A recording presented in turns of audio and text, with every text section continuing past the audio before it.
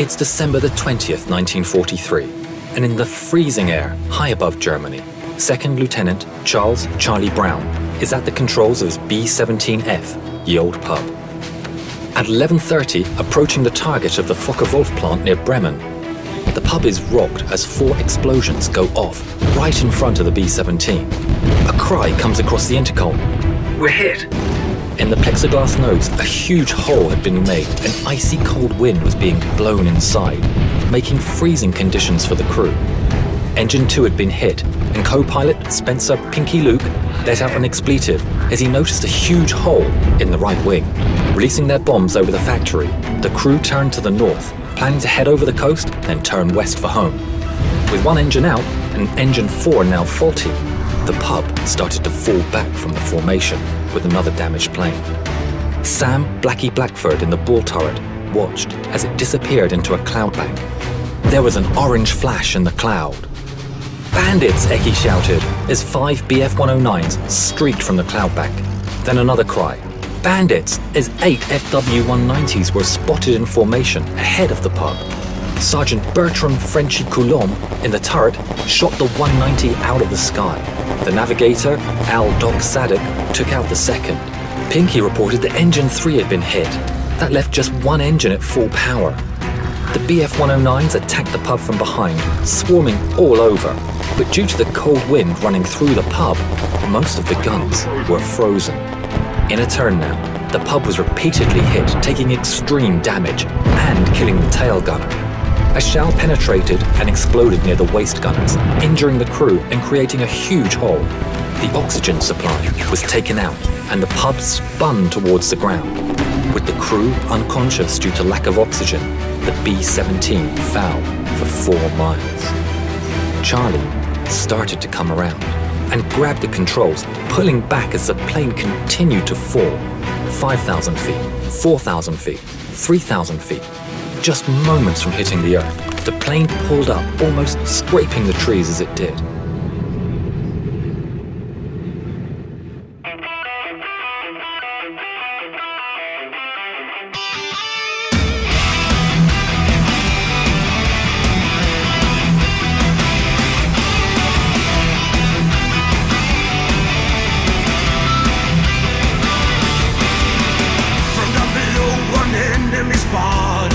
So hurry up, rearm and refuel. But through the bombers damaged every see wounded men scatter the ball. Look to the right and then look again and see the enemy in the eye. No bullets fly, spared by his mercy. Escorted out, out of harm's way. Fly, pay repair. It's the code of the air. Brothers, heroes, foes. Honor in the sky. Flying home. Send goodbye.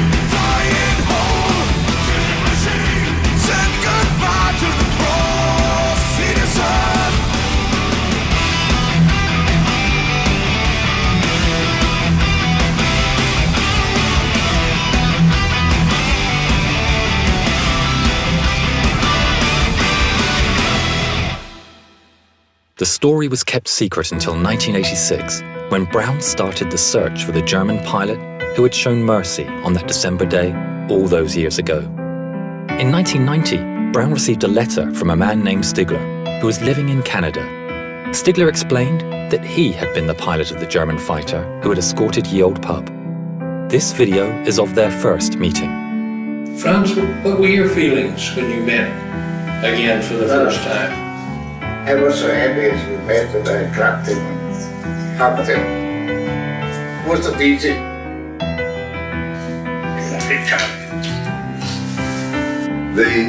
The fact that he risked his life really in many ways, and I wrote him in a letter. I said, if you made a habit of feeling sorry for bomber crews, flag up alongside them, I am sure that you were shot down many times.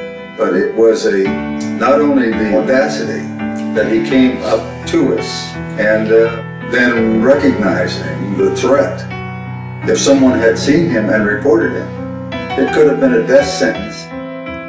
Franz gifted Charlie a book, and inside the inscription read, "In 1940, I lost my only brother as a night fighter. On the 20th of December, 4 days before Christmas, I had the chance to save a B-17 from her destruction. A plane so badly damaged, it was a wonder that she was still flying. The pilot, Charlie Brown, is for me as precious as my brother was. Thanks, Charlie. Your brother Franz." In 2008, within a few months of each other, the two firm friends went on their final journey. Franz Stigler never got the Knight's Cross, but as he always said, he got something better.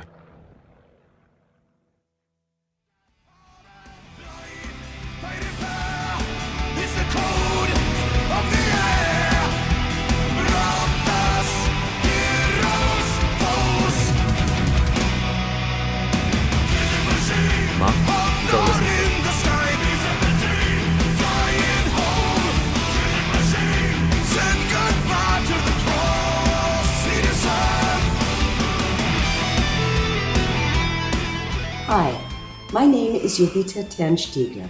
I would like to thank Sabaton and your song, No Bullets Fly. Because of this, the story of my father will live on. See you on your next concert tour. Safe journey, gentlemen, and again, thank you. It's the night of December the 24th, 1914, on the Western Front. The industrial might of the new 20th century has been focused into a war that has been going on for 5 months. Everyone thought it would be over by Christmas, but sadly such hopes have now died alongside the young men in the clinging mud and cold of the trenches. On the run-up to Christmas, Pope Benedict XV begged the warring governments to call a truce and asked that the guns may fall silent, at least upon the night the angels sang, but it was no use. In the trenches, sometimes just 30 meters apart, the men of both sides often shout insults to each other above the sounds of battle. On Christmas Eve, a cry comes over from the German side in broken English, "Tomorrow, you no shoot, we no shoot." The British and French are incredulous. Then along the trenches, there's a movement. But instead of seeing the sight of men going over the top, this time, pushed up above the top of the trenches, Christmas trees start to appear along the German lines, lit up by flickering candles. Is it a ruse? Could it be real? Could the regular soldiers on the front lines make a peace at Christmas when the church could not? On the wind drifting across no man's land, there's a sound of hope and cheer as Christmas carols are sung. The gentle murmur becomes stronger and is picked up by more and more of the soldiers. As Christmas Eve becomes Christmas Day, the British and French join in too. As the morning draws, there's silence. In a farmhouse a short distance away from the front line is 18-year-old Scotsman Alfred Anderson. He vividly recalled that Christmas Day and said, "I remember the silence, the eerie sound of silence. Only the guards were on duty. We all went outside the farm buildings and just stood listening. And of course, thinking of people back home. All I'd heard for 2 months in the trenches was the hissing, cracking and whining of bullets in flight, machine gun fire and distant German voices. But there was a dead silence that morning, right across the land as far as you could see. We shouted, "Merry Christmas!" Merry Christmas. Merry Christmas. Merry Christmas. Merry Christmas. Even though nobody felt merry.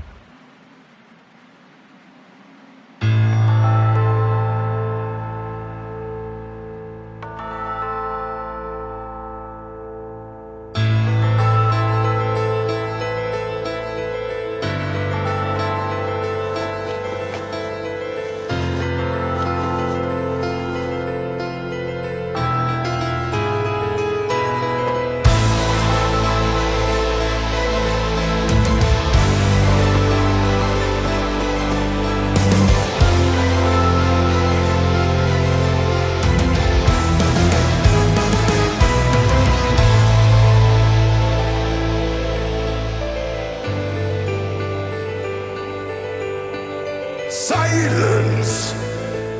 Oh, I remember the silence on a cold winter day. After many months on the battlefield, and we were used to the violence, then all the candles went silent, and the snow fell. Voices sang to me from no man's land. We are all friends. And today we're all brothers, tonight we're all friends. Our moment of peace in a war that never ends. Today we're all brothers, we drink and unite. Now Christmas has arrived and the snow turns the ground white. Hear carols from the trenches, we sing a holy night.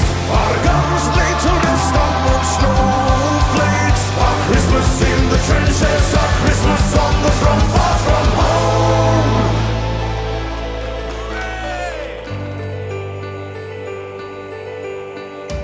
Madness, how I remember the sadness. We were hiding our tears in a foreign land where we faced our fears. We were soldiers, carried the war on our shoulders for our nations. Is that why we bury our friends? We were all friends. And today we're all brothers, tonight we're all friends. Our moment of peace in a war that never ends. Today we're all brothers, we drink and unite. Now Christmas has arrived and the snow turns the ground white. Hear carols from the trenches, we sing a holy night. Our guns lay to rest on snowflakes. Our Christmas in the trenches, our Christmas on the front, far from home.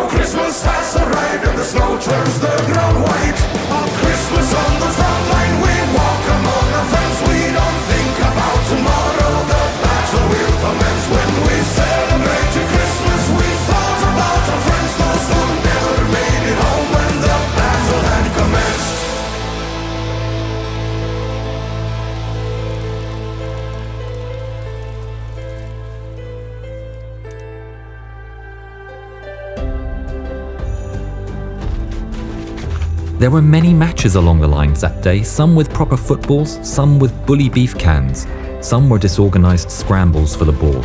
Robert Graves reported that in his match, the Germans won 3-2.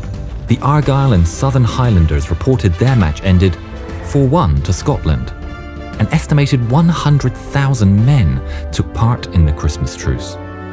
As the men moved back to their trenches, Captain Charles Stockwell took it upon himself to fire 3 shots skyward. He raised a flag upon which was written, "Merry Christmas." His German opposite raised a flag that read, "Thank you." The 2 men then stood on the ramparts and saluted each other. Alfred Anderson, the young Scotsman, survived the war and lived to the age of 109. He said of the end of the truce, "The silence ended in the early afternoon. It was a short peace in a terrible war." But one of the most remarkable quotes comes from a young soldier who, despite being away from his family for the first time, said of the events on that day, "I wouldn't have missed it for the most gorgeous Christmas dinner in England." A Merry Christmas from everyone at Yarn Hub, and the final words go to the members of Sabaton. Merry Christmas!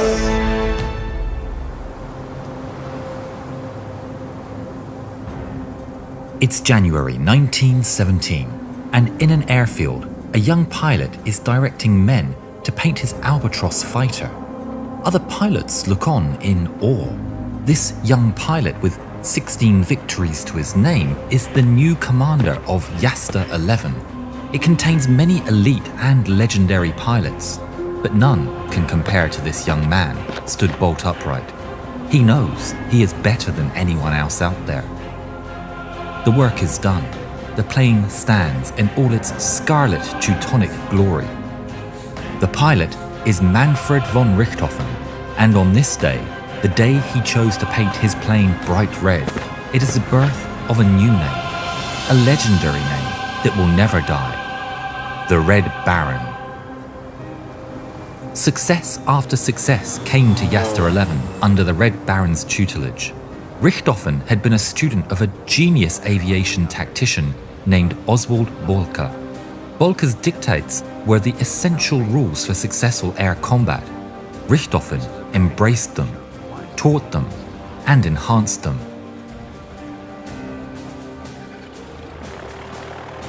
How can I be like you? Aim for the man, and don't miss him. He urged his men to fight on and fly on to the last drop of blood and the last drop of fuel, to the last beat of the heart. Richthofen and his Yasta 11 would become the nemesis of the Royal Flying Corps. The Yasta 11 in the heavens would seem like gods or demons to those on the ground. Stuck in the mud and the trenches, seeing the red whirling beast spitting fire overhead, the Germans whispered his in awe, Der Rote Kampfflieger. The Allies whispered it in equal fear and awe, the Red Baron. But there was one thing that all sides agreed upon. He was the king of the sky.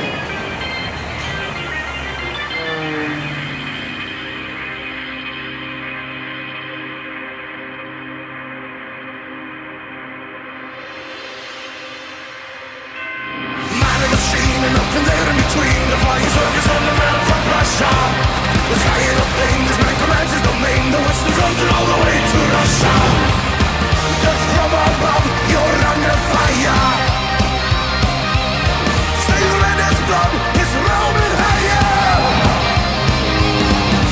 Born a soldier from the horseback to the skies. That's where the legend will arise. And he's flying higher, the king of the sky. He's flying too fast and he's flying too high. Higher, an eye for an eye. The legend will never die. First to the scene, he is a lethal machine. He's not the able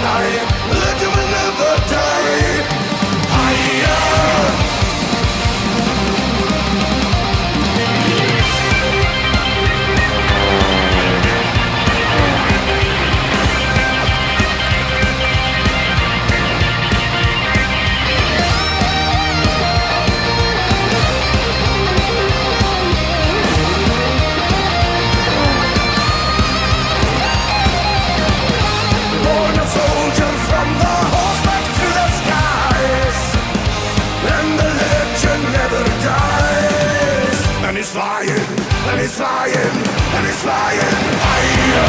The king of the sky is flying too fast and he's flying too high. Higher, an eye for an eye, but that you will never die. Higher, the king of the sky is flying too fast and he's flying too high.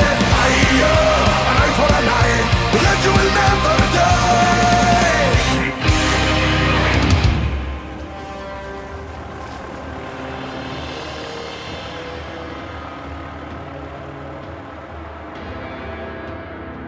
His injuries caused him repeated issues, with headaches and nausea.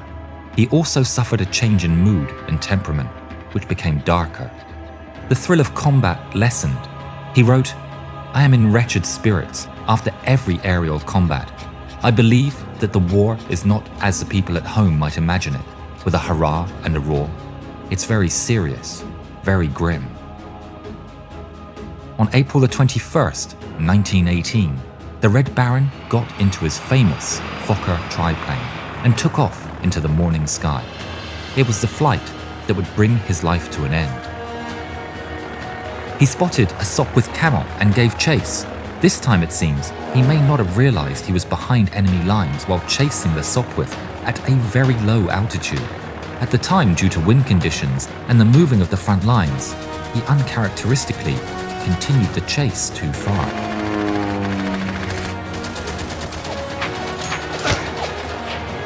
In the last moments of his life, he managed to make a rough landing in a field north of the village of Vaux-sur-Somme. Several Australian servicemen rushed up to the downed triplane to hear the Red Baron's last words. Kaput. The king of the sky was dead, but his legend would never die. The Red Baron was treated with great respect and was interred with full military honours by the personnel of No. 3 Squadron, Australian Flying Corps. Allied squadrons stationed nearby came to pay their respects. Memorial wreaths were laid, one of which was inscribed with the words, "To our gallant and worthy foe."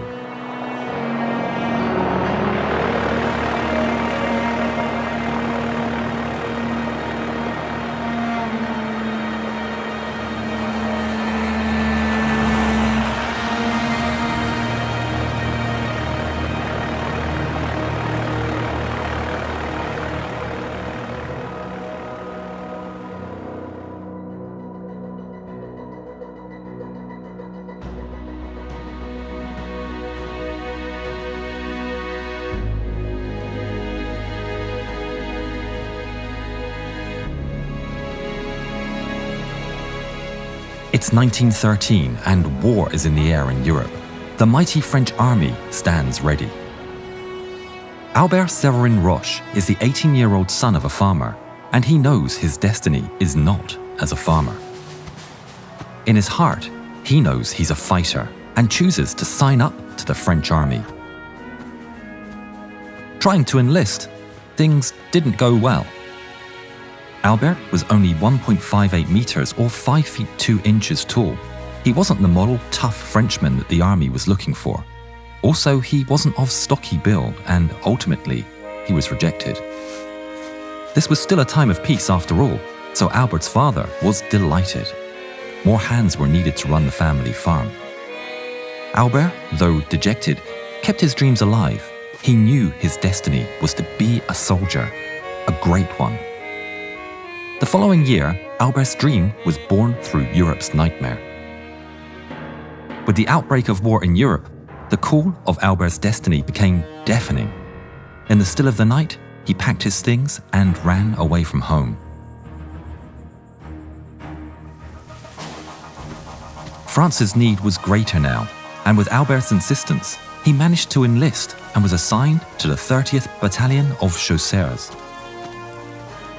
He was in, but things did not start well. As it turned out, Albert wasn't a model recruit. His small frame meant that he was not respected by the other men, and Albert was known to have a temper. He considered himself a fighter. All this training and disrespect from the other recruits and officers was just for nothing. He was told he wasn't competent enough to be sent into battle. "You man, soldier, stand down." But he was a fighter, and he knew it. In a fury, he stormed off the base, to be immediately captured and arrested for desertion and threatened with prison. He said in his defense, "Bad soldiers are sent there, but I want to go where we fight." Albert's wish was granted, and for his punishment, he was assigned to the 27th Battalion of Chasseurs Alpins, known by the Germans as the Blue Devils. Albert was now a devil dressed in blue. He's now fighting in the Aisne, a soldier at last, and a damn good one. Trench warfare was brutal, and with industrialization and mechanization, a different kind of war was being waged with machines and structures that were terrifying. One such innovation was the German blockhouse. These huge concrete structures were 10 meters long and 3 meters wide and sunk a meter into the dirt. The concrete at the front was 75 centimeters thick, and they could shrug off almost everything the French could throw at them. Albert, though, wasn't deterred. His company had orders to take out the blockhouse, and Albert volunteered. Fearless, he slipped across no man's land towards the German trenches and the impervious blockhouse. Pushing himself into the mud, he crept and slithered, using all the advantages of his diminutive frame. Getting closer, he could even hear the Germans talking inside the blockhouse.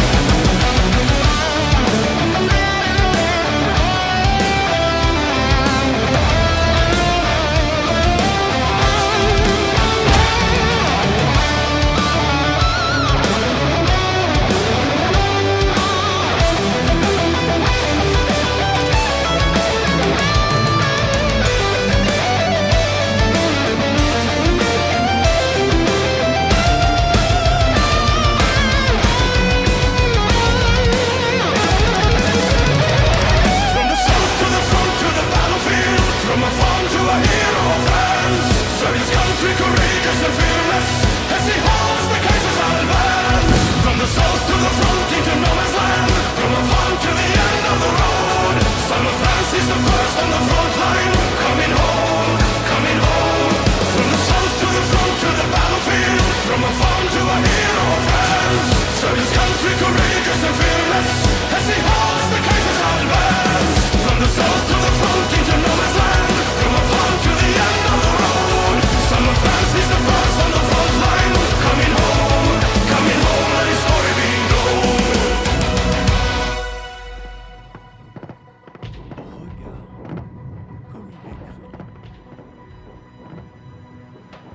His job done, he fell, exhausted, into a hole and slept. A French patrol found the sleeping soldier in a guard hole. He was dragged out of his sleep by the guards. "This man is sleeping on duty! This man has abandoned his post!" It had been a hard battle, and there had been many mutinies and desertions. Justice was hard and swift in these times, and they marched him to captivity to be shot within 24 hours. Albert, of course, protested, but without witnesses, things were not looking good. An hour before his execution, he was allowed to write a letter. He wrote to his father. He had lived with his father's disapproval and didn't want to die without being able to explain himself. In his letter, he wrote, "In an hour, I shall be shot, but I assure you, I am innocent." Albert was dragged in front of the firing squad. "Ready?" The men raised their rifles. "Aim!" The men zeroed in on the target, steadying their breath. Albert waited for the final command. "Stop!" The shout echoed around. A man ran up to the commanding officer. A short discussion ensued. Looking up at Albert, the commander, white as a sheet, gave the order to free the convict. The captain Albert had rescued had finally woken and given his testimony. Albert wasn't only free, he was a hero. The war ended. Albert had incredibly captured over 1,000 prisoners, but it had left its mark on the man. But despite all this, he still remained a second-class soldier, not the smallest recognition in rank for his incredible bravery. By the end of World War I, Albert had been wounded 9 times and had personally captured 1,180 prisoners. General Foch, in reviewing the records of the men who had served, discovered Albert's record. He read it and took it in. This man was incredible, the ultimate French soldier. He checked the rank. Second class. Second class? Foch was shocked. He has done all this and he has no rank? Foch was conducting a speech in Alsace on November the 27th, 1918, in front of a huge crowd. It was a celebration that Alsace was once again French soil. At the key moment, Foch announced, "Alsacians, I present to you your liberator, Albert Roche. He is the first soldier of France." "Albert! Albert! Albert!" The crowd chanted his name. Albert was now a celebrity. He was invited to dine with George V and was selected to be one of the men to bear the unknown soldier to his final resting place in the Arc de Triomphe. The farmer's son, with a temper, who was not a model recruit, had elevated himself with extraordinary deeds and found himself a hero. In the years after the war, Albert became a firefighter. The call of service still needed somehow to be fulfilled.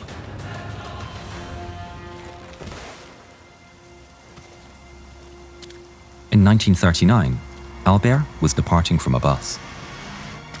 A passing car hit France's first soldier. Albert fell. The hero that had looked death in the face many times was killed just a few months prior to the outbreak of World War II.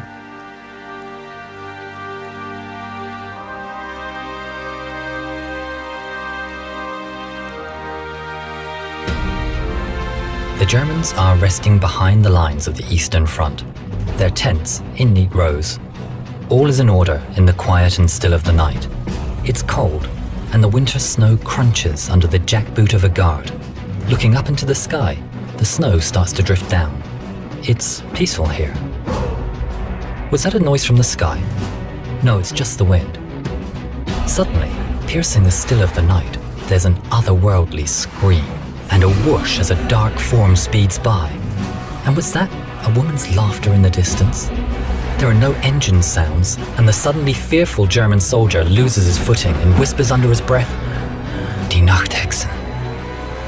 The world is all at once a bloom of fire and ash, and 2 more dark forms pass without a sound. Hearing the whooping and celebration of these supernatural creatures, the guard shakes himself from his fear and calls out, "Die Nachthexen! Die Nachthexen! The nightwitches!" In the sky above, 3 planes of the soon-to-be famous 588th Night Bomber Regiment their engines now running, turn east for home. Time to rearm and refuel for another mission. Coming into land, they're greeted by their commissar, Yevdokia Rashkevich. The young girls that form the pilots and navigators are between the ages of 17 and 26. They are desperate to take the fight to the Germans and have traveled from all over Russia to join the all-women regiments. The 588th is where the least skilled of all the women are placed, but that didn't stop them from carving their name in history. In the early days, they were largely ridiculed by the Soviet men. Given men's uniforms that were too big and shoes all of the same size, the women did the best they could with the clothes, making them fit with belts or filling the large men's shoes with stuffing. The equipment they were given was woefully out of date. The Polikarpov PO2 was a two-man trainer, underpowered and made of cloth and wood.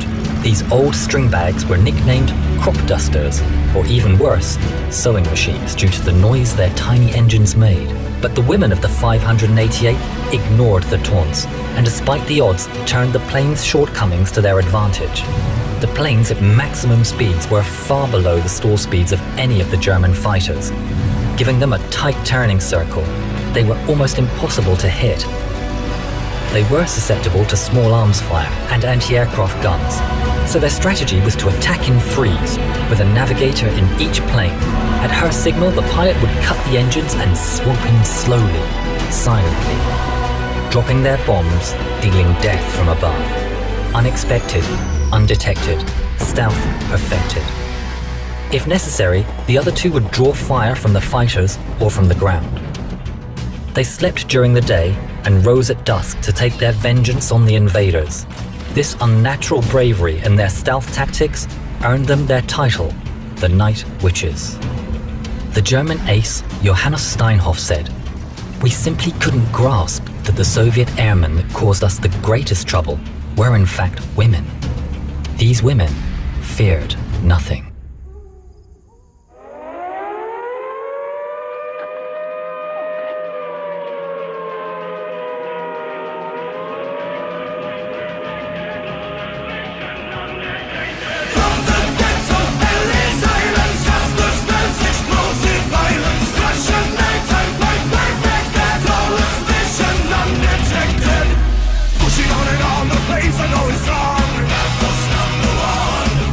Some would have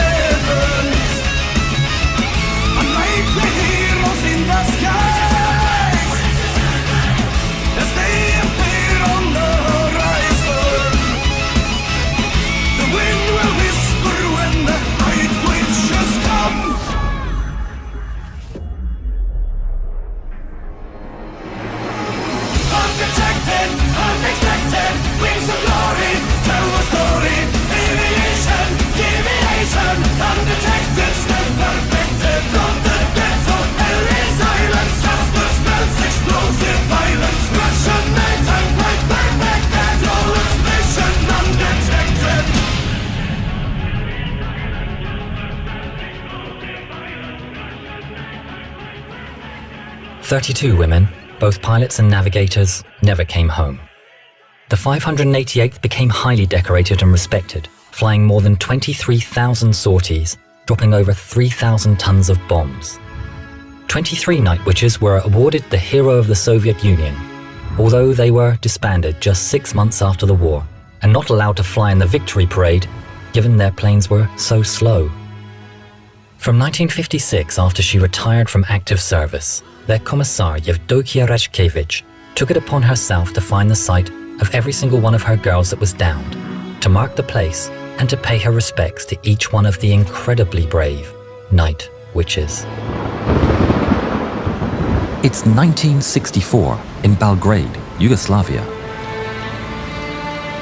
It's been 50 years since the start of World War I. Events are happening across the country, but here in Belgrade, at the Monument of Gratitude to France, a ceremony is taking place alongside French, British, and American dignitaries, many of whom have given service in a war that ended not 5 years earlier.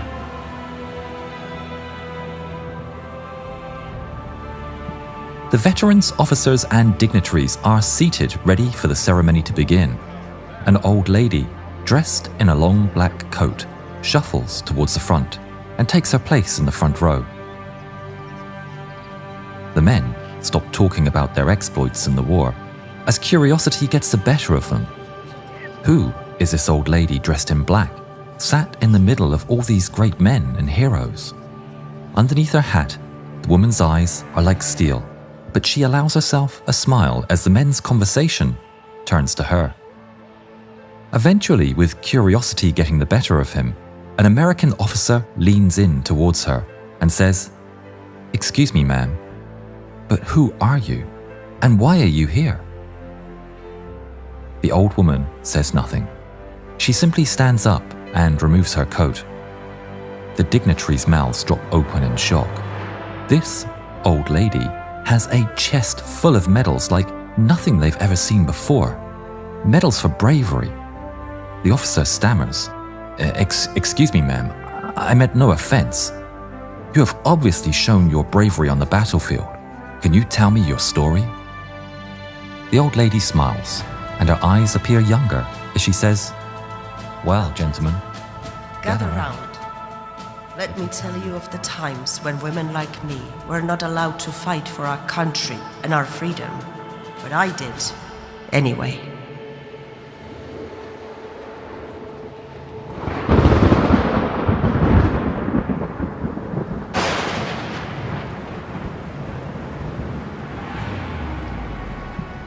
In November 1914, Austro-Hungarian troops invaded Serbia. They have reached the Kolubara River. The elite Serbian Iron Regiment are one of many valiantly defending their homeland from the foreign invaders. The Iron Regiment's assault bomber squad of shock attack troops has a commander that's tough, battle-hardened, and a fierce fighter. Milunka Savic, a woman in a man's uniform, has proven again and again her bravery and determination. Her expertise with grenades makes her a match for any man, and she is both feared and respected. The Serbs are outnumbered and overwhelmed, and despite the pleas from her comrades, she decides to cross no man's land. Armed with a rifle and 3 bandoliers of grenades, she's determined to take the fight to the enemy.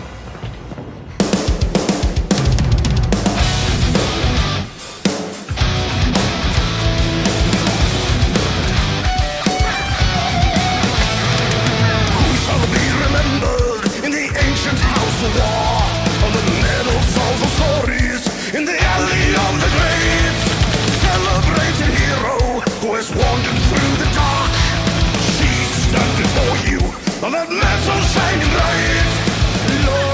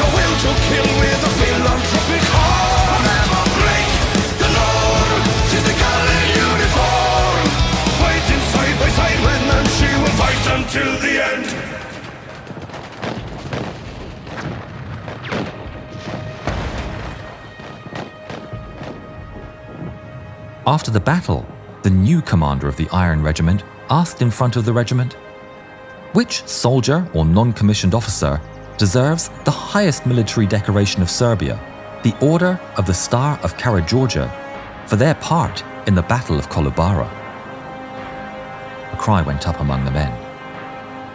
Milunka. Milunka Savic. Milunka Savic. Milunka Savic. Milunka, the Lady of the Dark. Milunka was informed in hospital of the award.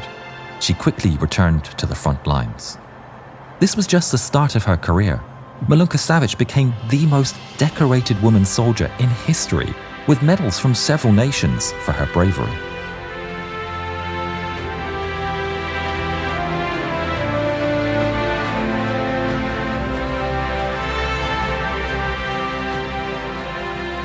Milunka Savic, Lady of the Dark, bomber of Kolubara, and the most decorated woman in history, finished her days living a quiet life in Serbia and passed away in 1973.